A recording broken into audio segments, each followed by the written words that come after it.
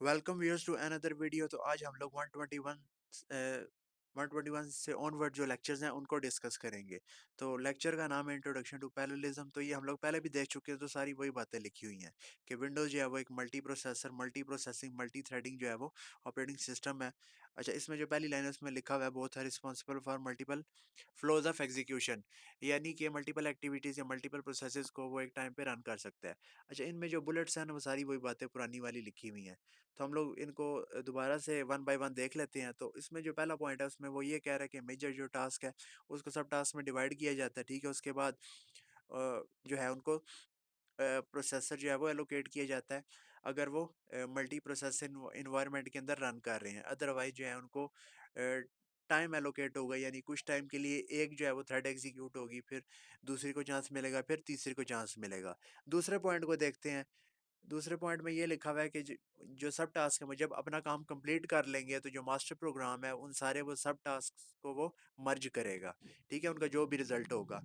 तीसरा जो बुलेट है उसमें वो ये कह रहा है कि इसमें म्यूचुअल एक्सक्लूजन की जरूरत नहीं होती। म्यूचुअल एक्सक्लूजन उधर चाहिए होती है जब सारे के सारी थ्रेड्स या प्रोसेस जो हैं वो एक ही टास्क जो है वो एक ही टास्क पे काम कर रहे हो, बट इधर हर थ्रेड के पास जो है वो डेडिकेटेड टास्क है, तो इसमें म्यूचुअल एक्सक्लूजन की रिक्वायरमेंट नहीं है। तो मैंने डिस्कस किया था कि म्यूचुअल एक्सक्लूजन क्या होती है। अच्छा, उसके बाद नेक्स्ट जो बुलेट है उसमें वो कह रहा है कि वही बात लिखी हुई है, हर वर्कर जो है वो एज अ सेपरेट थ्रेड जो है वो एक्ट करेगा और सेपरेट प्रोसेसर के ऊपर जो है वो रन करेगा। इससे क्या होगा, नेक्स्ट जो बुलेट है वो ये कह रहा है जी इससे परफॉर्मेंस इंक्रीज होती है, बट वो up to certain level increase होती है। ठीक है, उसके बाद नेक्स्ट जो बुलेट है वो कह रहा है कि जो आउटपुट है वो अगर पैरेललिज्म यूज़ करना है या सीरियलाइजेशन यूज़ करना है तो वो आउटपुट जो है वो सेम ही होनी चाहिए। ठीक है, जो अगला पॉइंट है उसका भी यही मतलब है। ठीक है, अगला जो लास्ट पॉइंट है उसका भी यही मतलब है कि जो परफॉर्मेंस है वो सर्टेन लेवल तक की जो है वो इंक्रीज हो जाती है, उसके बाद जो है वो परफॉर्मेंस डिग्रेड होना शुरू हो जाती है। नेक्स्ट लेक्चर पे आते हैं। तो इसको भी हमने डिस्कस किया था, टीएलएस थ्रेड लोकल स्टोरेज, यानी हर थ्रेड की अपनी एक डेडिकेटेड इंडिविजुअल जो या इंडिपेंडेंट स्पेस होती है जिसको टीएलएस कहते हैं। तो ये इन्होंने डायग्रामेटिकली भी जो रिप्रेजेंट किया हुआ है। इसमें अगर हम कॉलम्स की बात करें तो वो थ्रेड नंबर को इंडिकेट कर रहे हैं, यानी इसमें अगर 3 कॉलम है तो ये इसका मतलब है 3 थ्रेड्स हैं। तो अगर हम लोग ये रोज की बात करें तो इसमें 0 से लेके 4 तक रोज हैं जिसको टीएलएक्स इंडेक्स कह रहे हैं। यानी इसमें अगर हम लोग थ्रेड 1 की बात करें तो थ्रेड 1 के जो इंडिसेस हैं वो 0 से लेके 4 तक हैं। इसी तरह अगर हम लोग थ्रेड 2 की बात करें तो उसके जो इंडिसेस हैं वो 0 से लेके 4 तक है। इसी तरह थ्रेड 3 के भी इसी तरह है। तो इसमें ये देखते हैं क्या लिखा हुआ है। A function that can have then a function can have many threads, thread 1 to every column in the TLS management correspond to thread number। तो ये MCQs आता है कि जो कॉलम है वो किस चीज़ को करस्पॉन्ड करता है, वो थ्रेड नंबर को करस्पॉन्ड करता है। ठीक है, और उसके बाद लिखा हुआ है कि एवरी थ्रेड नीड्स वेरिएबल। तो वो जो इंडिसेस हैं उधर वेरिएबल स्टोर होते हैं। तो इसमें लिखा हुआ है नेक्स्ट पॉइंट के जो TLX इंडेक्स है वो 0 1 2 3 etc initially no TLS indices रोज। ठीक है, TLS जो TLS इंडिसेस है वो रोज को करेस्पॉन्ड करते हैं। तो ये भी MCQs में आता है। तो इसमें ये जो लिखा हुआ है इनिशियली नो TLS इंडिसेस, इसका मतलब ये है कि जब थ्रेड क्रिएट होती है तो इनिशियली वो ब्लैंक होते हैं। जैसे जैसे थ्रेड्स क्रिएट होती जाती हैं तो वो एलोकेट जो है वो इंडिसेस को एलोकेट कर सकती हैं, डी एलोकेट कर सकती हैं। है तो आगे जो APIs अवेलेबल हैं, जो पहली API है वो TLS अलॉक है, यानी TLS एलोकेट। तो कोई भी थ्रेड जो है वो इस API को कॉल करके TLS एलोकेट कर सकती है। तो इसमें क्या लिखा हुआ है, this API use to allocate the index and return the TLS index in the form of double word. जैसे ही थ्रेड जो है वो इस API को कॉल करती है तो उसको एक इंडेक्स एलोकेट होता है, अदरवाइज जो है वो -1 रिटर्न करेगी इन केस ऑफ फेलियर। यानी अगर ये एपीआई फेल कर जाती है तो -1 रिटर्न करेगी। तो ये एमसीक्यूज आता है कि अगर ये एपीआई सक्सेसफुल हो जाती है तो ये इंडेक्स रिटर्न करती है। ठीक है, और फेल हो जाती है तो -1 रिटर्न करती है। उसके बाद जो नेक्स्ट एपीआई है वो टीएलएस फ्री है, यानी अगर टीएलएस की स्पेस को डीएलोकेट करना है, उसको खत्म करना है, तो इसके लिए टीएलएस फ्री नाम की एपीआई यूज होती है जो एक पैरामीटर लेती है विच इज डीवर्ड इंडेक्स, यानी कौन सा इंडेक्स जो है उसको डी एलोकेट करना है। जो नेक्स्ट एपीआई है which is a TLS get value, यानी टीएलएस की वैल्यू को गेट करना है तो उसके लिए जो है ये एपीआई यूज़ होगी। उसके बाद नेक्स्ट है टीएलएस सेट वैल्यू, यानी वैल्यू टीएलएस की वैल्यू को सेट करना है तो उसके लिए टीएलएस सेट वैल्यू नाम की जो है वो एपीआई यूज़ होती है। ठीक है, उसके बाद सम क्वेश्चंस हैं, तो इसमें जो है वो कह रहा है कि टीएलएस किसी भी थ्रेड के अंदर ग्लोबल एरिया होता है, ठीक है, विद इन अ थ्रेड ही होता है, यानी वही थ्रेड उसको यूज़ कर सकती है, कोई और थ्रेड उसको यूज़ नहीं कर सकती। और ये वाला जो एरिया होता है ये किसी दूसरी थ्रेड्स यानी दूसरी जो थ्रेड्स हैं उनको एक्सेसिबल नहीं होता। तो इन पॉइंट्स का यही मतलब है, तीनों का यही मतलब है। नेक्स्ट लेक्चर पे आ जाते हैं, इसमें लिखा हुआ है प्रोसेसेस एंड थ्रेड प्रायोरिटीज़। तो इसमें उन्होंने यही बताया हुआ है कि अब यानी मल्टीपल मल्टी प्रोसेसिंग सिस्टम है ऑपरेटिंग सिस्टम, यानी एक से ज़्यादा जो है प्रोसेसेस एग्जीक्यूट हो सकते हैं। कौन सा एग्जीक्यूट होगा वो डिपेंड करता है कि वो ऑपरेटिंग सिस्टम कौन सी जो है प्रोसेस स्केजुलिंग या सीपीयू स्केजुलिंग जो है वो स्कीम यूज़ कर रहा है। तो सबसे पहले यानी जिस प्रोसेस की प्रायोरिटी सबसे हाई होगी, सबसे ज़्यादा होगी, ऑपरेटिंग सिस्टम सबसे पहले उसको एग्जीक्यूट करेगा। तो यूज़र के पास भी ये चॉइस है कि वो प्रोसेसेस की या थ्रेड्स की प्रायोरिटीज़ जो है वो उनको असाइन कर सकता है या उन प्रायोरिटीज़ को चेंज कर सकता है। तो प्रायोरिटी की जो क्लासेस है, सबसे पहली जो क्लास है which is a idle priority class, यानी सबसे लोएस्ट जो है वो किसी भी प्रोसेस की जो प्रायोरिटी हो सकती है वो आइडल हो सकती है। ठीक है, इसमें लिखा हुआ भी है for threads that will run only when the system is idle, this is the lowest priority process, यानी सिस्टम जब आइडल होगा, बिजी नहीं होगा, यानी उसके पास कोई प्रोसेस नहीं होगा एग्जीक्यूट करने के लिए, तब जो है वो इन प्रोसेसेस को एग्जीक्यूट करेगा जिनकी जो है वो प्रायोरिटी आइडल होगी। ठीक है, तो ये एमसीक्यूज आता है कि सबसे लोएस्ट प्रायोरिटी क्लास कौन सी है। नॉर्मल है, नॉर्मल बाय डिफ़ॉल्ट कोई भी प्रोसेस या थ्रेड है उसकी जो प्रायोरिटी है वो नॉर्मल होती है। नॉर्मल है तो आइडल से इसकी ज़्यादा प्रायोरिटी होगी। और उसके बाद हाई प्रायोरिटी और हाई प्रायोरिटी से मतलब है कि सबसे पहले ओएस जो है वो इसी इन्हीं प्रोसेसेस को एग्जीक्यूट करेगा जिनकी प्रायोरिटी हाई होगी। तो उसके बाद आता है रियल टाइम प्रायोरिटी क्लास, अब इनकी जो प्रायोरिटी है वो हाई से भी ज़्यादा है। ठीक है, अब एमसीक्यूज इस तरीके से आता है कि अगर ये चारों प्रोसेसेस गिवन है तो सबसे पहले कौन सा एग्जीक्यूट होगा, ऑब्वियस सी बात है रियल टाइम होगा।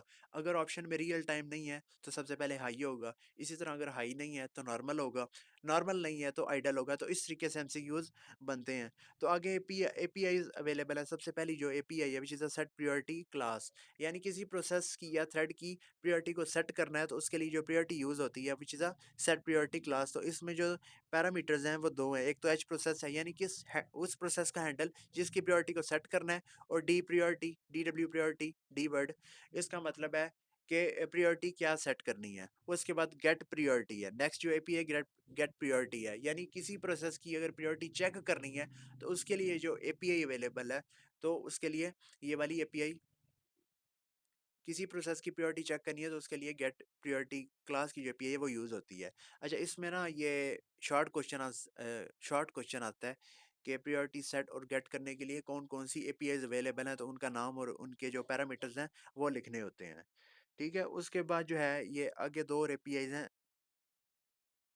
अच्छा, प्रायोरिटी लेवल के ना जो है वो एनहांस वेरिएंट्स हैं above normal priority class. Above normal का मतलब ये है कि बाय डिफ़ॉल्ट तो नॉर्मल है, ठीक है? तो अब नॉर्मल से जो अबव नॉर्मल है, यानी नॉर्मल से इसकी ज़्यादा होगी प्रायोरिटी, ठीक है? Which is below higher priority, यानी जो हाई प्रायोरिटी है उससे तो कम होगी बट नॉर्मल से थोड़ी-सी ज़्यादा होगी, यानी ये उनके जो है दरमियान में लाई कर रही है। उसके बाद जो नेक्स्ट है which is a below normal priority class. तो बिलो का मतलब है कि नॉर्मल से बिलो है, यानी नॉर्मल से कम होगी, which is above but idle जो प्रायोरिटी क्लास है उससे ज़्यादा होगी। ठीक है, अंडरस्टूड सी बात है। तो आगे जो है ये इतने इंपॉर्टेंट नहीं है, ये प्रोसेस मोड, बैकग्राउंड, बिगन और बैकग्राउंड ऐड। अच्छा, उसके अलावा और भी यहाँ पे जो है प्रायोरिटीज गिवन है। थर्ड प्रायोरिटी लोएस्ट, यानी सबसे जो लोएस्ट है वो ये वाली क्लास है। उसके बाद है बिलो नॉर्मल, यानी नॉर्मल से कम होगी। उसके बाद नॉर्मल है, अबव नॉर्मल है, हाईएस्ट है, टाइम क्रिटिकल है और आइडल है। ठीक है, तो ये हम लोग जो है वो ऑलरेडी ऊपर डिस्कस कर चुके हैं। अच्छा, इसमें ना ये जो सेकंड लास्ट है इसमें लिखा हुआ है thread priority time critical is 15 और 31। ठीक है, यानी उनकी जो प्रायोरिटीज है ना, वो या 15 होगी या 31 होगी, ये भी एमसीक्यूज आ जाता है। ठीक है, उसके बाद नीचे जो है वो आइडल है, उसकी जो प्रायोरिटी है 1 और 16 है।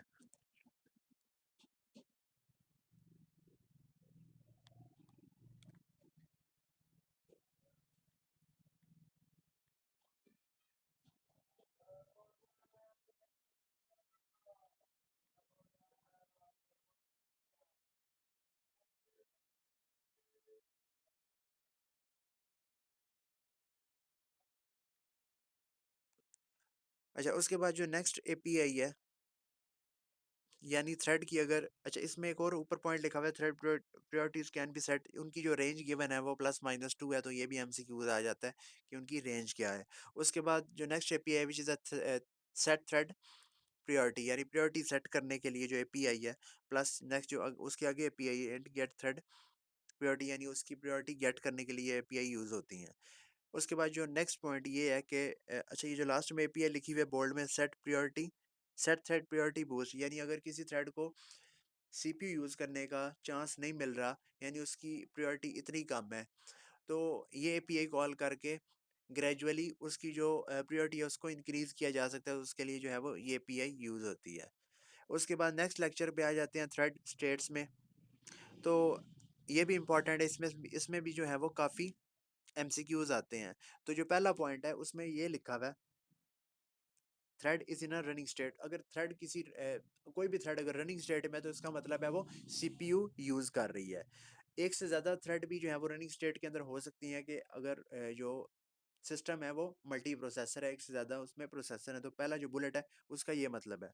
नेक्स्ट जो बुलेट है वो है, उसमें वो ये कह रहा है कि the executive places are running thread in the wait state, यानी जो स्केजुलर है, ठीक है, जिसने किसी भी थ्रेड को या प्रोसेस को सीपीयू असाइन करना होता है, ठीक है, वो अगर रनिंग थ्रेड को वेट स्टेट में लेके जा रहा है, तो इसका मतलब क्या होगा, इसका मतलब ये होगा कि उस थ्रेड या उस प्रोसेस ने किसी डेटा के लिए जो है वो रिक्वेस्ट की है, या किसी आईओ डिवाइस के लिए रिक्वेस्ट की है, तो अब वो रनिंग स्टेट से वेट स्टेट के अंदर चला गया है। तो वेट स्टेट के अंदर चला गया, तो इसका मतलब ये है, तो ये जो सेकंड बुलेट है इसकी एंड पे लिखा हुआ है कि thread, it is common to say that is thread is blocked और sleeping when in the wait state, ठीक है। तो अगर वो वेट स्टेट के अंदर है, तो वी कैन से कि वो थ्रेड जो है वो ब्लॉक है या स्लीप स्टेट के अंदर है। तो ये एमसीक्यूज आता है कि जो थ्रेड अगर रनिंग स्टेट के अंदर है, वो किसी डेटा या आईओ डिवाइस के लिए रिक्वेस्ट करता है, तो वो किधर जाता है, वो वेट स्टेट के अंदर जाता है, जिसको ब्लॉक स्टेट भी कहते हैं, जिसको स्लीप स्टेट भी कहते हैं, ठीक है। तो ये एमसीक्यूज में आता है। उसके बाद थर्ड बुलेट की बात करें, तो उसमें वो ये कह रहा है कि thread is ready if it could be running, यानी थ्रेड जो है रेडी स्टेट के अंदर है, तो इसका मतलब ये है कि वो रेडी है, रेडी फॉर एग्जीक्यूशन है, अब वो सीपीयू का वेट कर रहा है। तो अब वो सीपीयू जो वो स्केजुलर है, ठीक है, जिसने सीपीयू असाइन करना है, उसी का वेट कर रहा है कि वो उसको सीपीयू जो है वो असाइन करे। तो इसमें क्या होता है कि यानी हम लोग ऊपर डिस्कस कर चुके हैं प्रायोरिटीज़ में, कि जिसकी सबसे ज़्यादा प्रायोरिटी होगी, सीपीयू सबसे पहले उसी को जो है वो एग्जीक्यूट करेगा।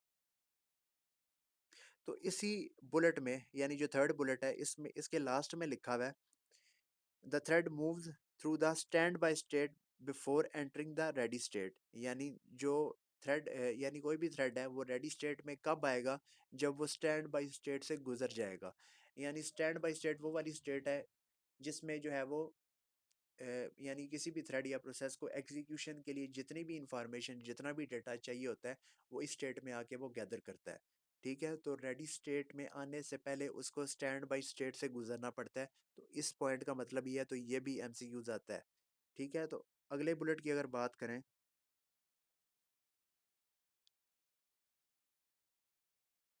फोर्थ बुलेट की, ठीक है, फोर्थ बुलेट की बात करें, इसमें क्या लिखा हुआ है, the executive will move a running thread to ready state. तो इस पॉइंट का मतलब ये है, यानी हर थ्रेड या हर प्रोसेस को कुछ टाइम मिलता है, यानी वो जब सीपीयू को यूज़ करेगा तो वो इतने टाइम के लिए यूज़ करेगा। फॉर एग्जांपल, उसने उसको अगर 5 नैनो सेकेंड्स टाइम मिला एग्जीक्यूशन के लिए, तो वो जब टाइम कंप्लीट हो जाएगा, तो अब वो जो स्केजुलर है, ठीक है, वो उसको रनिंग स्टेट से उठा के दोबारा से रेडी स्टेट में ले जाएगा। ठीक है? फिर रनिंग स्टेट में कोई और प्रोसेस होगा, जैसे ही उसका टाइम जो है वो एक्सपायर होगा, फिर वो रनिंग स्टेट में दोबारा चले जाएगा, फिर रनिंग वाला जो है वो सॉरी रेडी में चला जाएगा, फिर रेडी वाला जो है वो दोबारा से रनिंग में आएगा। तो इस तरीके से जो है वो एग्जीक्यूशन होती है। तो उसके बाद जो इसमें जो आखिरी बुलेट है वो ये लिखा हुआ है, the executive will place a waiting thread in the running state. तो हम लोगों ने ऊपर देखा था, यानी कोई भी थ्रेड अगर डेटा के लिए रिक्वेस्ट करती है, आईओ डिवाइस के लिए रिक्वेस्ट करती है, तो वो रनिंग से वेट स्टेट में चली जाती है। जब उसकी जो है वो रिक्वेस्ट फुलफिल कर दी जाती है, यानी उसे जो भी डिवाइस या डेटा एलोकेट हो जाता है, तो वो रनिंग स्टेट से जो है वो रेडी स्टेट में चली जाती है। तो इस बुलेट का ये मतलब, तो ये भी एमसीक्यूज आता है कि जैसे ही उसे वेटिंग स्टेट में जब डेटा एलोकेट हो जाता है, तो वो दोबारा से किस स्टेट में जाती है, तो वो रेडी स्टेट में जाती है। तो इस पॉइंट का मतलब ये है। तो ये भी एमसीक्यूज में आता है। तो अब नेक्स्ट पेज में जो फर्स्ट बुलेट लिखा हुआ है, उसमें वो ये लिखा हुआ है कि थ्रेड किसी भी स्टेट में हो तो वो सस्पेंड हो सकती है। ठीक है? तो उसकी रीज़न जो है वो आगे आएगी, यानी जो नेक्स्ट लेक्चर है उसमें उन्होंने डिस्कस किया हुआ है। तो इसमें ये लिखा हुआ है, a thread regardless of its state can be suspended and the thread will not be run if it is suspended. यानी थ्रेड जो है वो अगर सस्पेंडेड स्टेट के अंदर ही है तो वो रन नहीं हो सकती। उसमें जो नेक्स्ट पॉइंट है, if the running thread is suspended either by itself or thread on a different processor it is placed in the ready state. यानी अगर वो सस्पेंडेड स्टेट के अंदर है तो इसका मतलब है सस्पेंड हो जाती है तो वो रेडी स्टेट के अंदर चली जाती है। तो ये भी एमसीक्यूज में आता है कि अगर वो सस्पेंडेड है, कोई भी थ्रेड सस्पेंडेड है, तो वो किस स्टेट में चली जाती है, तो वो रेडी स्टेट में चली जाती है। उसके बाद जो नेक्स्ट बुलेट है उसमें ये लिखा हुआ है कि यानी जब थ्रेड अपनी एग्जीक्यूशन कंप्लीट कर लेती है तो वो टर्मिनेटेड जो है वो स्टेट के अंदर चली जाएगी। अच्छा, इसके बाद जो है वो आखिरी जो बुलेट है उसमें ये लिखा हुआ है कि यानी कोई भी थ्रेड अगर सीपीयू के लिए वेट कर रही है रेडी स्टेट के अंदर, तो जैसी सीपीयू उसको अवेलेबल होगा तो वो रनिंग स्टेट के अंदर आ जाएगी। तो अब ऑप्शन है प्रोग्रामर के पास, यानी अगर वो चाहता है कि उसका उसके जो टास्क हैं वो ज़्यादा क्रूशल हैं, तो वो जो है वो किसी भी थ्रेड को जो है वो प्रोसेसर एलोकेट कर सकता है। ठीक है? वो किसी ऐसा भी कर सकता है कि वो किसी थ्रेड को प्रोसेसर एलोकेट करे ही ना। ठीक है? तो इसमें जो है ये अगर हम लोग बात करें, ये जो थर्ड लास्ट लाइन है, the appropriate functions are set priority affinity mask and get process affinity mask. ठीक है? यानी ऐसे क्रूशियल टास्क हो सकते हैं कि यानी किसी किसी थ्रेड को जो है वो सीपीयू जो है वो हर टाइम के लिए अवेलेबल हो। तो इस तरीके से जो है वो एफिनिटी मास्क का जो कॉन्सेप्ट है, वो थ्रेड जो है इस कॉन्सेप्ट को यूज़ करके, इन एपीआईज़ को यूज़ करके सीपीयू जो है फॉर अ लॉन्ग टाइम जो है वो यूज़ कर सकती हैं।